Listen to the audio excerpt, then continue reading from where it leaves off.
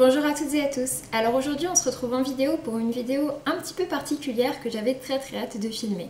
Comme vous l'avez vu dans le titre, aujourd'hui on se retrouve pour mon top 5 des séries qui ont bercé mes années collège. Donc voilà, comme je vous dis, c'est une vidéo que j'avais très hâte de tourner, j'espère que ça vous donnera des idées. Je vais vous parler du coup de 5 séries que je présenterai en fait dans l'ordre dans lequel je les ai lues. Comme ça vous donnera également une idée sur le public qui est visé. Certaines peuvent être lues par des personnes de tous les âges et d'autres sont un petit peu plus ciblées jeunesse. Mais en tout cas voilà, ce sont 5 séries que j'ai vraiment adoré suivre durant ces années-là. Et du coup je vous en parle tout de suite.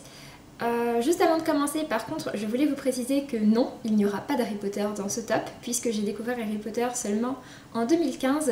Avant ça, en fait, je pense tout simplement que j'avais un esprit de contradiction trop fort qui me disait que si tout le monde le lit, et ben moi je le lirai pas. Voilà. Voilà, une remarque très intelligente, mais voilà, je fonctionnais un petit peu comme ça à cette époque-là, il faut bien le dire. Mais donc du coup, je vais attaquer tout de suite pour ce top 5 de mes séries de mes années collège sans Harry Potter. Du coup, on attaque tout de suite avec du coup la première vraie saga que j'ai suivie. Et il s'agissait du coup des Chroniques de Narnia. En fait, j'ai commencé à lire dès toute petite puisque mes grands-parents possédaient une grande collection de livres de la bibliothèque rose puis de la bibliothèque verte. Du coup, c'est vrai que j'avais attaqué par ces livres aussi, donc dans des vieilles éditions, etc. Mais pour autant, je n'avais pas spécialement de séries, de vraies séries avec un ordre, etc. que je lisais. C'est quelque chose que j'ai vraiment découvert avec Narnia. J'ai commencé cette série, il me semble, en CM2 en fait, juste après avoir vu le film, le film sur l'armoire magique, donc le lion, la sorcière blanche et l'armoire magique, en gros. Enfin voilà, donc j'ai découvert la série Narnia à cette époque-là. Et en fait c'est bien ma médiathèque proposait toute la série. Du coup j'avais commencé à la lire comme ça. Je l'avais découverte du coup dans cette édition là que je trouve magnifique. Donc c'est la vieille édition folio qui est illustrée en couleur, que je trouve vraiment superbe. Et donc du coup que j'ai racheté depuis il y a assez peu de temps. Du coup Narnia, comme je vous le disais, c'était vraiment la première série que j'ai suivie et c'était également la première série, les premiers livres de fantasy, puisque Narnia possède quand même un univers très développé avec beaucoup de créatures très différentes. Pour autant, et en plus de ça, donc le style est quand même un petit peu ancien on va dire, mais ça reste vraiment adapté à un public assez jeune. Sur l'édition ici, il marque que c'est à partir de 9 ans et du coup moi si je l'ai commencé en CM2, ça correspond à peu près, donc voilà. Ça a été vraiment une série que j'ai beaucoup appréciée. Après c'est un petit peu particulier puisqu'en fait je l'avais commencé au tome 2 et je n'ai jamais lu le tome 7, je m'étais arrêtée en cours du tome 6 donc voilà. Je compte la relire, j'aimerais bien essayer de me l'enchaîner assez rapidement. Mais à cette époque-là, je pense que j'avais fait une overdose de Narnia et qu'au bout d'un moment j'en avais marre. Et c'est vrai que derrière j'ai jamais repris, je sais pas trop pourquoi. Mais en tout cas voilà, c'est une série qui m'a laissé vraiment de très bons souvenirs. Après donc l'auteur C.S. Lewis est souvent mis en parallèle avec Philip Pullman, qui est un auteur à peu près de la même période, ou peut-être un petit peu plus ancien, je sais plus exactement. Enfin en tout cas je sais qu'il y avait une sorte de petite guéguerre entre les deux, parce qu'on reprochait à Narnia d'être trop chrétien, porté sur la religion. C'est vrai qu'Aslan est quelque part un petit peu une personnification de Dieu. Et alors qu'en face, à la croisée des mondes, est complètement athée et un petit peu anti-religion, enfin critique beaucoup la religion, etc. Surtout par son dernier tome. Et donc voilà, c'est quelque chose que j'ignorais complètement à l'époque. Depuis, j'ai lu donc la série À la croisée des mondes il n'y a pas très longtemps. Donc voilà, j'ai quand même un assez bon souvenir de Narnia. Donc c'est vrai qu'effectivement c'est quelque chose que j'ai pu constater maintenant. Pour ma part, il n'y a pas vraiment un que j'aime plus que l'autre. J'apprécie énormément les qualités de La croisée des mondes, mais voilà, Narnia c'est quelque chose d'autre. Je l'ai découvert étant plus jeune, etc. Enfin bon voilà, j'ai pas la même approche émotionnelle par rapport aux deux. Mais en tout cas j'avais beaucoup aimé Narnia, et pour ceux dont qui ne connaîtraient pas, on retrouve donc les aventures de des jeunes enfants qui basculent dans le monde fantasy qu'est Narnia. Donc il y a une sorte de monde parallèle, et donc dans lequel ils vivent beaucoup de créatures, d'aventures entourées de beaucoup de créatures, pardon. Mais voilà, donc Narnia ça a été vraiment, comme je disais, la première série et la première fantasy en même temps que j'ai lue. Donc toujours en médiathèque, mais cette fois-ci c'est quand j'étais en 6ème, j'ai découvert donc les désastreuses aventures des orphelins Baudelaire. Je les ai découverts par une amie à moi qui les lisait et qui était très fan. Elle m'avait montré le film, donc avec Jim Carrey, mais que j'aime pas spécialement. Le film regroupe les 3 premiers tomes, mais bon c'est un petit peu le bazar au niveau de l'histoire, des événements chronologiques, etc.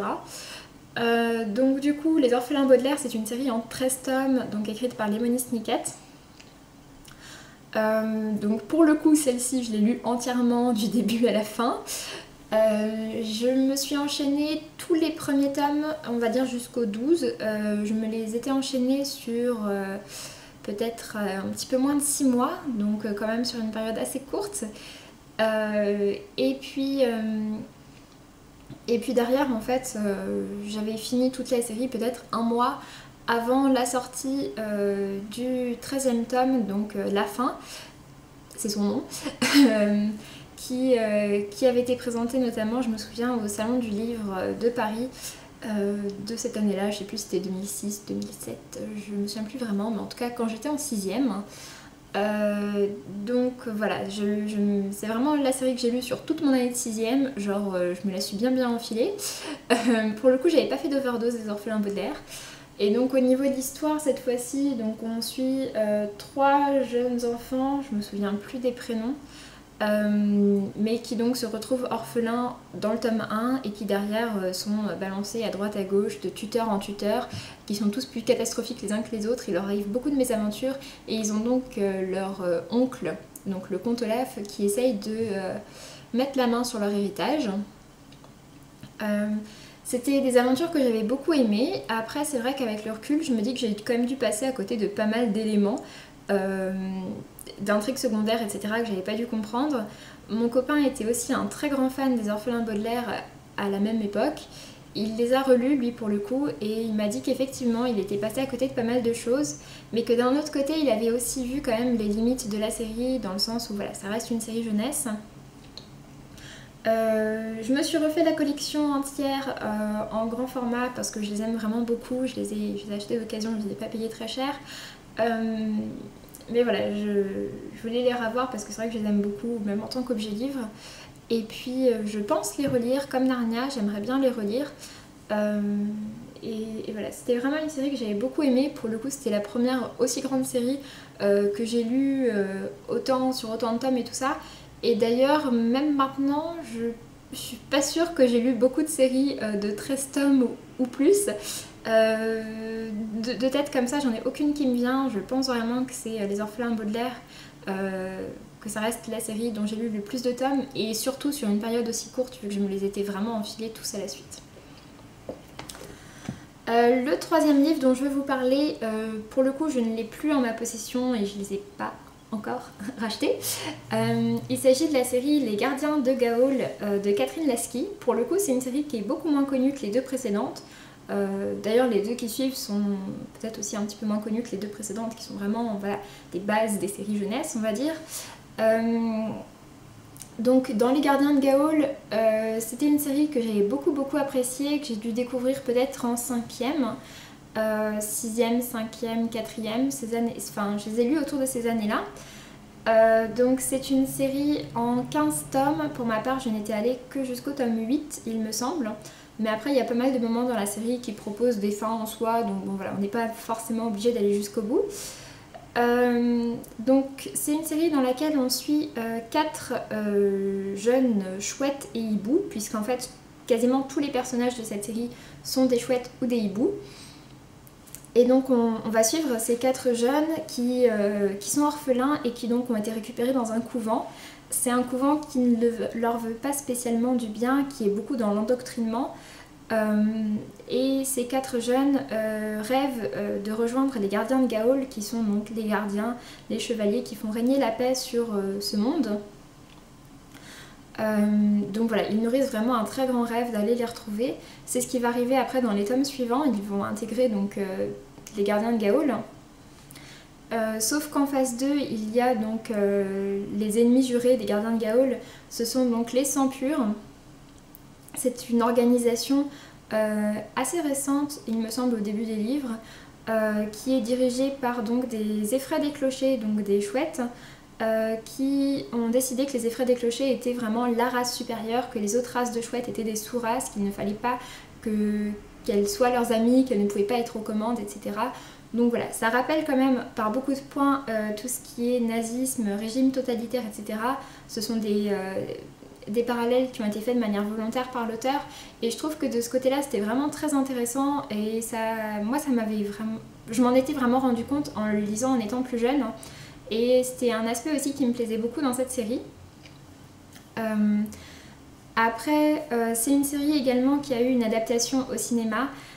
C'est une adaptation qui au niveau de l'histoire est assez fidèle, elle reprend des éléments des premiers tomes, peut-être jusqu'au tome 3, je sais plus exactement, mais en tout cas c'est une série qui est absolument magnifique visuellement.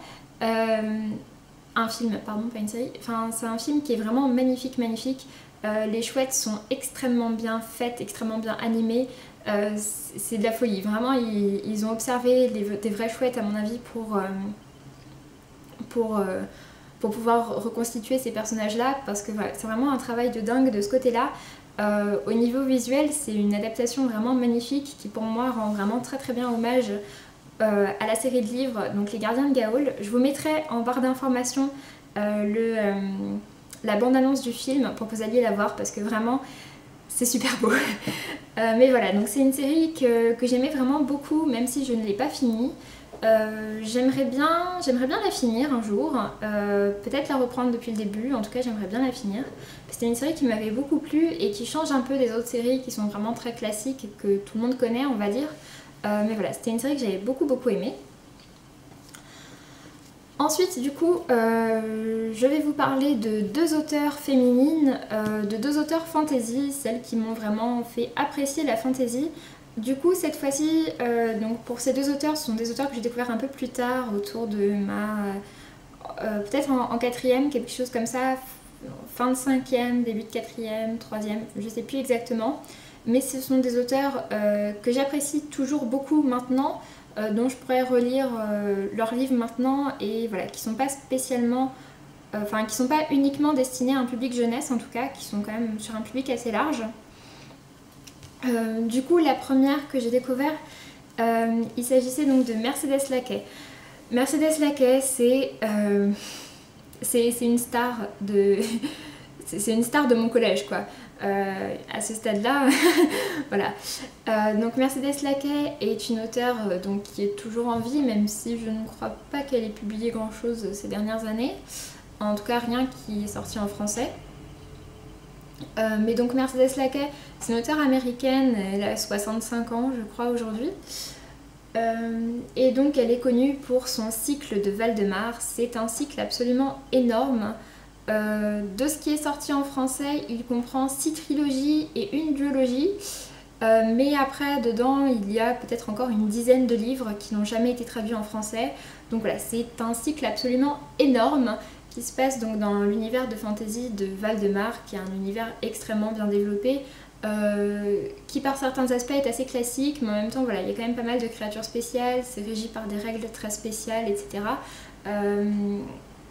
C'est vraiment quelque chose extrêmement complet. Les trilogies peuvent se lire indépendamment les unes des autres. Pour ma part, j'avais attaqué avec celle-ci, donc les héros de Valdemar. Je pense que beaucoup ont attaqué par celle-ci. Je pense que c'est vraiment un bon point de départ puisque c'est une des plus accessibles. Donc dans cette série-là, on retrouve Talia qui est une jeune fille et qui va devenir donc un héros de Valdemar. Donc ce sont les chevaliers extrêmement réputés qui sont donc montés sur ces grands chevaux blancs. Et voilà, c'est une série qui est vraiment géniale. La plupart des trilogies de Mercedes Laquais se concentrent sur un personnage féminin, il y a une grande part qui est accordée pour la psychologie du personnage. Il y a beaucoup d'aventures, beaucoup de magie, beaucoup de créatures, enfin beaucoup de politique aussi. C'est vraiment une série, enfin un univers extrêmement complet. Donc pour ma part, comme je disais, j'avais attaqué avec celle-ci. Pas très longtemps après, j'avais lu donc la duologie Les Serments et l'Honneur ainsi que le livre qui va avec, donc Par le fer, donc la légende de Corwin, qui reste à la même époque, hein, puisque les différentes séries ne se passent pas à la même époque. Enfin là, donc ça reste cette fois-ci sur la même époque et toujours avec des héroïnes féminines. C'est une duologie que j'avais beaucoup appréciée. Donc ces deux-là, et derrière, peut-être un petit peu plus tard, j'avais lu le cycle, donc le dernier hommage, il me semble, la série La proie de la magie, Le prix de la magie et je sais plus quoi de la magie. Quasiment tous les cycles fonctionnent comme ça en fait, avec un mot qu'on retrouve tout du long de la série, tout du long des titres de la trilogie. Mais ils sont quasiment tous sortis maintenant en intégrale, en format semi-poche chez Milady. Il y a déjà quelques temps maintenant. Et celle-ci est aussi sortie en format comme ceci chez Milady, mais je pense pas qu'elle soit encore trouvable. Celle-ci pour le coup se passe dans un univers plus antérieur, le style est plus... Enfin un côté plus ancien, plus élaboré, enfin bref, voilà. Après, sinon, j'avais commencé donc la série des tempêtes, mais que je n'ai jamais fini. Et j'ai aussi celle... Non, celle des vents, j'avais commencé. J'ai aussi celle des tempêtes et celle des griffons, que j'ai jamais commencé, mais que ça y est, maintenant, j'ai en entier. Et donc voilà, je pense que je vais me remettre à Mercedes Laquais pour au moins finir le cycle de Valdemar, enfin du moins ce qui est sorti en français. Mais voilà, c'est vraiment une auteure que j'adore, que je porte beaucoup dans mon cœur. Et voilà, j'adore tout ce qu'elle a fait. En plus de ça, les rééditions Milady ont vraiment des couvertures très jolies. Et du coup, voilà, c'était vraiment une série très marquante pour moi sur mes années collège. Et de manière générale, le cycle de Valdemar est vraiment un cycle marquant dans ma vie de lectrice, puisque c'est vraiment par là que j'ai vraiment accroché, que j'ai vraiment aimé la fantasy, que j'ai vraiment découvert la fantasy, on va dire. Plus qu'avec Narnia. Bref, voilà. Pour moi, Laquais, c'est vraiment une référence. Et ensuite, du coup, la deuxième, donc c'est juste une trilogie cette fois-ci, dont je voudrais vous parler. En fait, enfin voilà, c'est vraiment une série que j'y associe. Donc, pareil, en fait, elle est sortie chez Milady. Un petit peu plus tôt, je crois, peut-être en même temps que la première série qu'ils ont rééditée. Du coup, c'est la série Leyland de Magali Segura, donc le tome 1, Les yeux de Leyland, le tome 2, Pour Héloïse, et le tome 3, Une nuit sans lune. À nouveau, c'était une trilogie que j'avais vraiment adorée. Cette fois-ci, on est dans de la fantasy, mais beaucoup plus de cap et d'épée, qui est vraiment très embarquante et très intéressante. On suivait du coup un couple dont l'homme s'appelle Axel et la jeune fille, donc Héloïse du coup. Oups. C'était une série que j'avais beaucoup appréciée. En fantasy à nouveau, pareil, la romance a quand même une assez grande part, les émotions, etc. aussi. Mais en tout cas, voilà, c'était une série que j'avais beaucoup appréciée. Et en fait, donc du coup, c'était un vendeur en librairie qui me l'avait conseillé. Je cherchais à ce moment-là d'autres Mercedes Laquais. Il n'en avait plus. Enfin, j'avais déjà lu tout ce qui avait été réédité.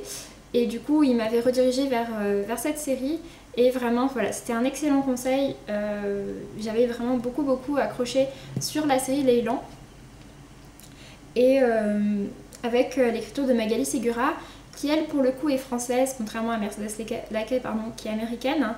Donc Magali Segura est française, c'est quelque chose que j'ai découvert assez récemment. Et du coup, j'ai pu la rencontrer lors du Salon du Livre de Montreuil, où elle était en dédicace. Ça a été pour moi vraiment un grand élan de nostalgie, mais j'étais vraiment très contente de pouvoir la revoir. Du coup, j'ai fait une dédicace, etc. Enfin ouais, j'étais vraiment très contente. Et voilà, ça avait une petite élan de nostalgie. J'ai très envie de lire sa série Éternité, qui est sortie également en intégrale chez Brajlon, comme la série Leyland d'ailleurs. parce que voilà, j'ai gardé un excellent souvenir de L'élan et du coup j'aimerais bien voir ce que l'auteur a écrit d'autre. Des 5 séries que je vous ai proposées, Mercedes Laquais c'est vraiment celle que je garde le plus dans mon cœur, c'est aussi celle qui est la plus développée, la plus complète. Et c'est aussi celle qui est la plus adaptée, on va dire, à tous les âges. Que ce soit pour Mercedes Laquais ou pour Magali Segura, ce sont des séries en fait que je lisais en parallèle avec ma maman, qui les lisait aussi. Donc pour les Mercedes Laquais, il y en a même certains qu'elle achetait avant moi pour pouvoir les lire avant moi et après me les passer. Mais enfin voilà, du coup c'est par ces séries-là qu'on a commencé comme ça à faire des lectures en commun, sinon c'était parfois des livres que j'avais à lire pour l'école, etc. Ma mère aime plutôt bien lire aussi, et donc c'est vrai que ça nous arrive encore maintenant, surtout pour la fantasy. Mais enfin voilà, du coup je rattache aussi ça à tous ces souvenirs là, c'était aussi ma grand-mère qui me les offrait, etc. Enfin bref, voilà. Sur ce j'en ai fini, donc je vous laisse. N'hésitez pas à me dire quelles sont vous les séries qui ont marqué vos années collège. J'imagine qu'il y aura beaucoup d'Harry Potter et beaucoup de Tara Duncan aussi. C'était une série qui était très en vogue parmi mes amis. Mais enfin voilà, sur ce je vous laisse, je vous dis donc à très bientôt. J'espère vraiment que cette vidéo vous a plu, n'hésitez pas à me le dire. Et puis bah, je vous retrouve donc une prochaine fois. D'ici là, je vous souhaite donc de belles lectures. Salut!